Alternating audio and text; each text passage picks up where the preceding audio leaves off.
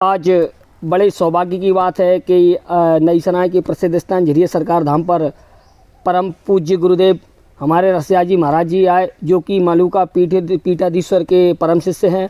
तो आज महाराज जी झिरिया सरकार धाम में आए। हम सभी झिरिया सरकार समिति आपका बहुत बहुत स्वागत बंदन अभिनंदन करती है। और साथ में महाराज जी, जैसा कि मैं आपसे पूछना चाहता हूं कि आज वर्तमान समय में पाश्चात्य सभ्यता जो हावी होती जा रही है, उसके संबंध में आपका क्या है और आपकी क्या राय है? पहले तो हम आप सभी को जय सिया राम कहते हैं। जय श्री राम। यहाँ आकर के ये जो झिरिया सरकार का स्थान है, श्री हनुमान जी महाराज और माता सती का स्थान देख कर के बड़ी प्रसन्नता हुई। और हनुमान जी महाराज का दर्शन करके तो जो उनकी दिव्यता है, भव्यता है, वो तो अलौकिक ही है, कोई शब्द नहीं है। हनुमान जी महाराज अपने स्वरूप में यहाँ विराजमान हैं और जैसा हनुमान जी महाराज को रहना चाहिए, एक निर्जन स्थान है ये और इतना अद्भुत स्थान है कि यहाँ देख कर के लग रहा है कि कुछ दिन तक यहाँ रह कर के साधना की जाए, कुछ दिन तक रह कर के भजन किया जाए। तो एकांत है और यहाँ ऐसे स्थान पे आकर के मन के सारे संशय दूर भाग जाते हैं। देखो, हमारे यहाँ भजन के कुछ स्थान बताए गए हैं कि भजन कहाँ करना चाहिए। हम अपनी कथाओं में भी बताते हैं। पूज्य श्री गुरुदेव भगवान के मुख से सुना, नदी किनारों गिरी शिखर बाग एकोसो देख, और भगवत जन बिल में तहाँ बाड़े भजन विशेष। वहाँ भजन अधिक बढ़ता है, या तो स्थान एकांत हो, या कोई बाग बगीचा हो, अथवा नदी का किनारा हो, अथवा कोई शिखर हो, पहाड़ हो, वहाँ जाकर के भजन में विशेष मन लगता है। यहाँ आकर के ऐसे लग रहा है कि यहाँ घंटों न बैठ जाओ, राम राम करो, बड़ा आनंद आएगा और दिव्य स्थान है। यहाँ करके प्रसन्नता हुई, आप सबका हमें दर्शन हुआ, ये हमारा सौभाग्य है। हनुमान जी महाराज का दर्शन हुआ, ये हमारा सौभाग्य है। हमारे भैया यहाँ लेकर के आए और आप सभी ने हमें यहाँ आमंत्रित किया और ये कहा कि हनुमान जी के दर्शन करने चलना है। तो हमें तो इतनी प्रसन्नता हुई हमने कि आमंत्रित करने की ज़रूरत ही नहीं है।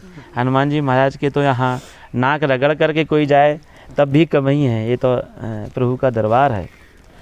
जैसा आपने अभी पूछा कि पाश्चात्य सभ्यता, आज पाश्चात्य जो सभ्यता है हमारे ऊपर इतनी हावी हो गई है कि हम सुबह से लगा कर के रात्रि के सोने तक उसी सभ्यता में रहते हैं।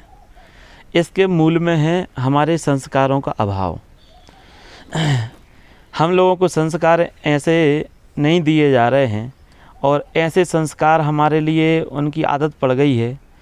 अब हम उसके मजबूरी में उसका हम लोग नियम पालन उसका कर रहे हैं, मजबूरी में ढो रहे हैं। जैसा कि अभी ये राम जन्मभूमि का अभी 22 तारीख को ये आया था निर्णय कि 22 तारीख को हम मंदिर बनना है। पूरे देश में आप देखिए, जहाँ कोई राम राम नहीं करता था वहाँ लोग वो राम राम कर रहे हैं। बस में, प्लेन में, ट्रेन में, सब जगह देखो राम राम की धुनी जा रही है। तो हम तो ये कहेंगे कि ऐसा ही राम राज्य यदि हमेशा रह आए और ऐसे ही संस्कार हम लोग रोज़ अपनाएं। जैसे एक दिन उस दिन हम सभी लोगों ने पूरे दिन उत्सव मनाया, तो ऐसा उत्सव हम पूरी ज़िंदगी मनाएं तो क्या होगा। तिलक लगाएं, घर में रह कर के हम अपनी कथाओं में बताते हैं कि धोती पहने और अपने जो बालक हैं उनको संस्कार ऐसे दें, क्योंकि संस्कार और कहीं से शुरू नहीं होते हैं। संस्कार हमारे यहाँ से गर्भ से शुरू होते हैं और उनके मूल में हैं उनके माता पिता।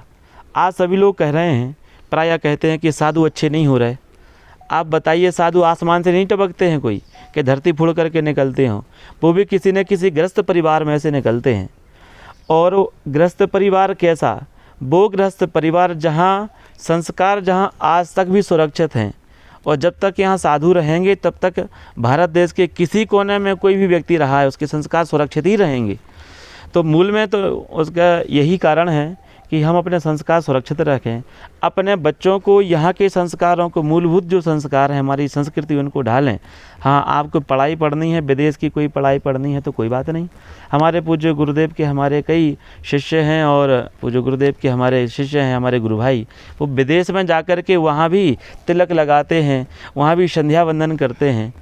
तो ये क्या है? ये पूज्य गुरुदेव का ही आशीर्वाद है। हमारे पूज्य गुरुदेव ऐसा उनके लिए ज्ञान देते हैं, ऐसी शिक्षा देते हैं कि विदेश की धरती पर जाकर के वो सारे नियम फॉलो कर रहे हैं आज भी। तो उसके मूल में संस्कार, हम अपने घर से संस्कार ऐसे दें, हम अपने बच्चों को, अपने पुत्रियों को, अपने परिवार वालों को ऐसी शिक्षा दें ताकि वो यहाँ नहीं, 7 समुंदर पार भी जा सकें और वहाँ भी अपने संस्कारों को फॉलो करें, वहाँ भी अपनी संस्कृति को ना भूलें। तो जी। और महाराज जी, जैसा कि वर्तमान में एक प्रश्न काफ़ी समय से, आप जब कथा शुरुआत हुई तब से मेरे जहन में दौड़ रहा है जी। कि राम भक्ति और कृष्ण भक्ति में क्या अंतर है और इन दोनों में सबसे सरल भक्ति क्या है? काफ़ी समय से दौड़ रहा है। जी। देखो, हमारे यहाँ कहा गया है, राम कृष्ण दो एक हैं, अंतर नहीं निमेष, इनके नयन गंभीर हैं, उनके चपल विशेष। तो इनमें दोनों में अंतर नहीं है। अब जहाँ तक कि सहजता की दृष्टि से देखा जाए तो हमारे यहाँ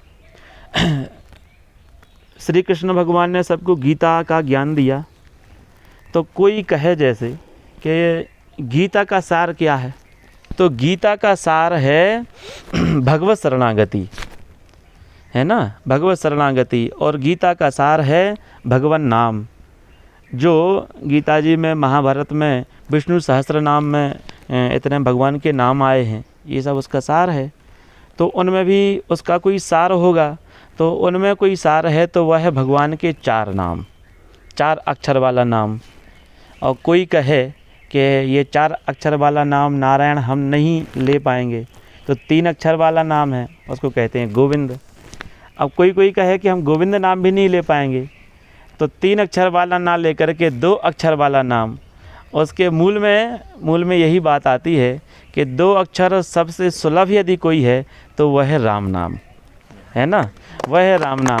आपको बताएं, कृष्ण नाम में कई लोग कृष्णा कहते हैं। बंगाल में चले जाओ तो कृष्ण कोई बोले ही नहीं पाता, वहाँ तो किचना कहते हैं। तो यदि सबसे सुलभ कोई नाम है तो वह है राम। आप देखिए, आप कभी लेटे होंगे, हे राम, कहीं जा रहे हैं, अरे राम राम, कहीं कोई घटना हो गई, अरे राम राम।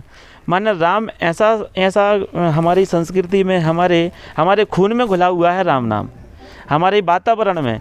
इस देश का प्राण है राम, इस देश की जलवायु का नाम राम है, इस देश में जो हवा बह रही है इसका नाम राम है, यहाँ जो प्रकृति है इसका नाम राम है, सब जगह राम राम है।